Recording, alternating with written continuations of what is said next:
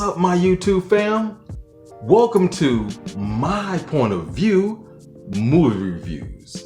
Today's review is another retro joint, a Spike Lee joint. The summer of 2000, August the 18th, the premiere, when the bomb dropped, the original Kings of Comedy hit theaters. And I was there opening night, man. What a riot this film was. In my lifetime, I've only seen two other comedy films, stand-up comedy films in theaters. Back in the day, I seen Eddie Murphy's Raw, and then years later, I seen Martin Lawrence's Run Tell That.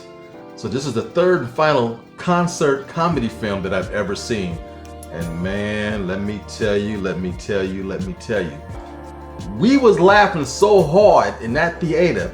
People was getting up out of their seats, running up and down the aisle. We was slapping five. We was hugging strangers and laughing, sharing handkerchiefs, wiping our tears with napkins. And man, popcorn was flying.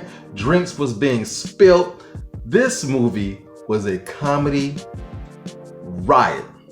It was a comedy gold special. It was history in the making because they were selling out places all over the United States, and Spike Lee followed them on tour to North Carolina to film the movie that we all know and love now as the original Kings of Comedy.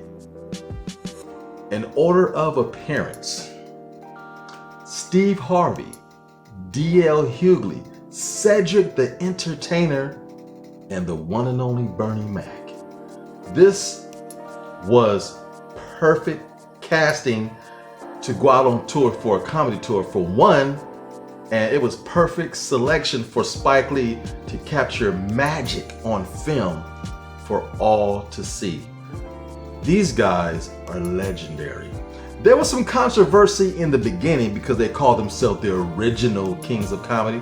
They were like, well, hold up. What about Richard Pryor, Bill Cosby, Eddie Murphy? Go, no. They are the kings. They are the original. Don't worry. But we up there too.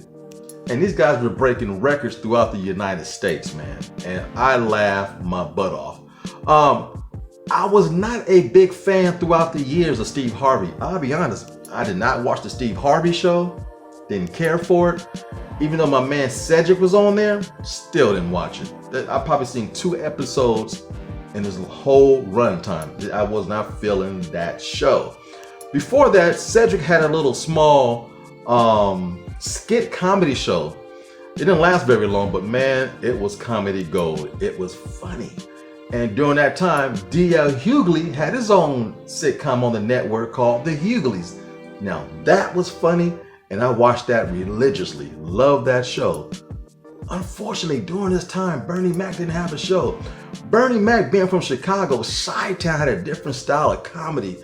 And it took the world a while to adjust to his delivery and his form of comedy. But trust me, he was one of the best to ever have done it. They all been on BET, Comic View, Def Comedy Jam. These guys have paid their dues and did the damn thing, man. I remember them talking about episodes of situations they've been in throughout life that impacted me directly. I remember when Steve Harvey was talking to the audience, him being the host. It was perfect because, like I said, I wasn't a big fan of his comedy, but when he was hosting, he did a couple of jokes, and he brought his brothers out like no other, man. It was perfect the way they did it. He was talking about this football player named Ray Caruth. He used to play for the Carolina Panthers. This is the guy that got a stripper pregnant and killed her and was hiding in the back of his trunk, and cops found him like, yeah, I think he's in the trunk of that car. It was funny. It was jokey. It was a serious matter, but they made it funny. Me and Ray Caruth knew each other. We went to high school. Now, I was 3 years ahead of him. We both went to Valley High School, but what's a trip? I was already going to college. I was going to college at Cosumnes River College. And on the weekend, me and my homies would get together and play pickup games of basketball. Guess who came out there all the time I played against? Or with on the same team sometimes? Ray Caruth. Talking about hitting home right here in Sacramento. When he got drafted to the Panthers, I was like, man, this dude is balling. He made it because his cousin John Adams was good friends with my buddy Dupree Parker. Man, we was all homies. And to hear that news was shocking. And then to see it being talked about in the Kings of Comedy was like, wow.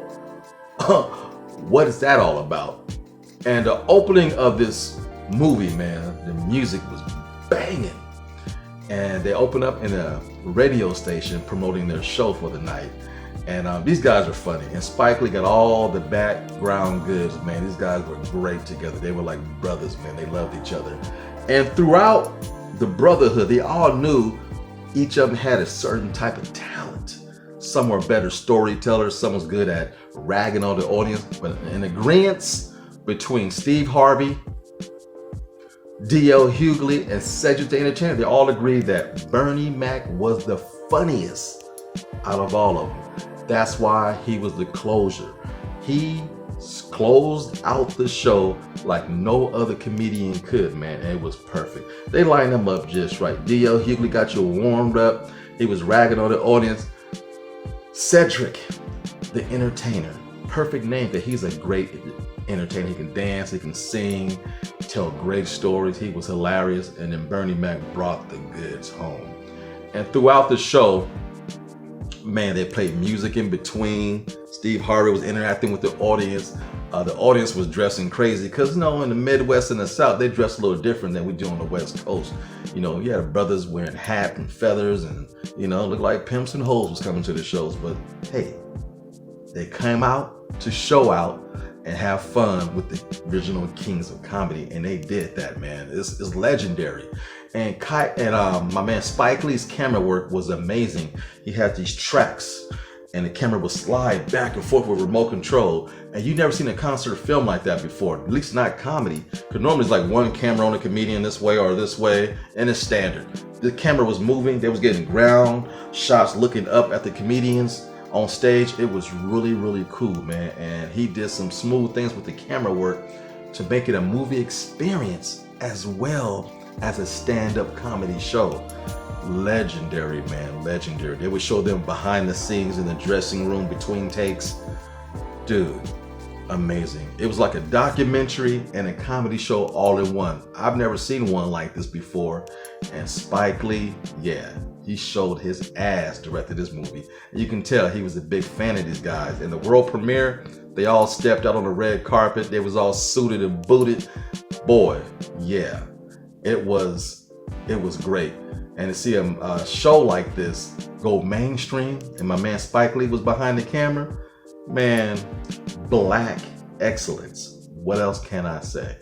And so much to talk about, because years later, after this came from theaters and went on the DVD and stuff, it took years, but Bernie Mac finally got his show, The Bernie Mac Show. No studio audience, no recorded laughter. He broke the fourth wall all the time. America, America, let me talk to you, let me talk to you. I mean, Bernie Mac was hilarious, man, how he would just interact with the camera. And I got some other tidbits for you. Now, you remember his niece in the show. Not the little one, but the older teenager niece. Now, her father used to work with my uncle, Uncle Carl, in LA at the post office. So during this time, when they was working, that little girl was on TV, and my uncle's telling me, you know, I know her dad, man. Sometimes, you know, he come pick us up from school, and I see her on TV. I'm like, man, this is really cool, Uncle. Wow, it was, man, it make you feel good, man, when you interact with people and you know people like that.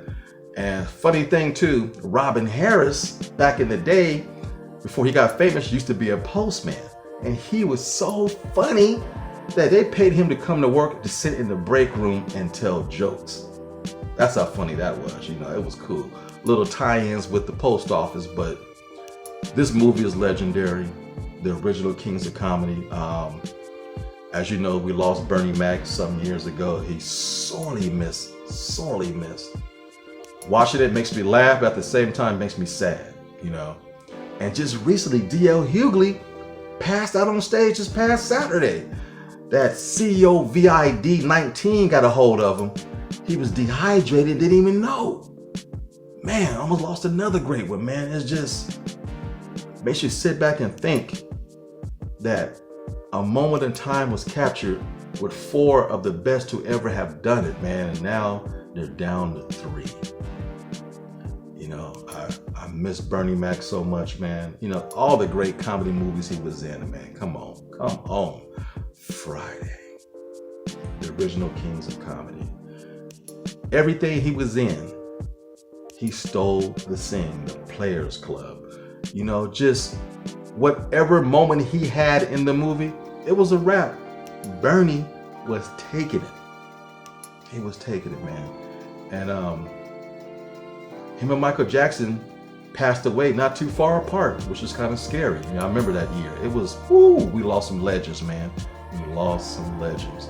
But man, personally for me, this is my type of comedy. I like lowbrow, black comedy that I can relate to.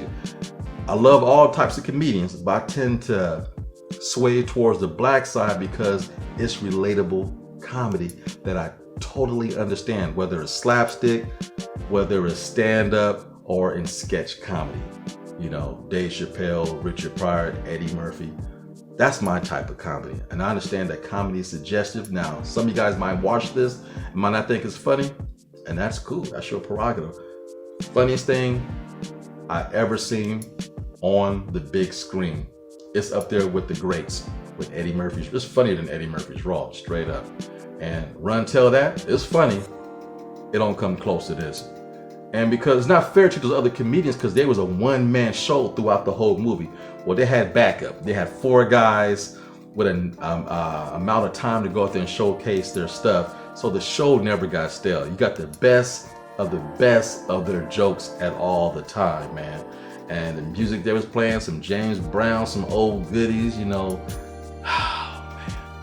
Man, I love this movie.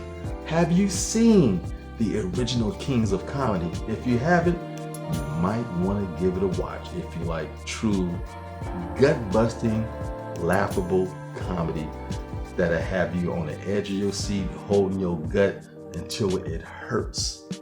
I love this movie. Be sure to like, share, subscribe, tell all your friends, and more importantly, you know the routine, leave your comments down low. If I offend you, then you don't understand me. But if I inspire you, then you will learn to love me. Until next time, yo, it's just my point of view.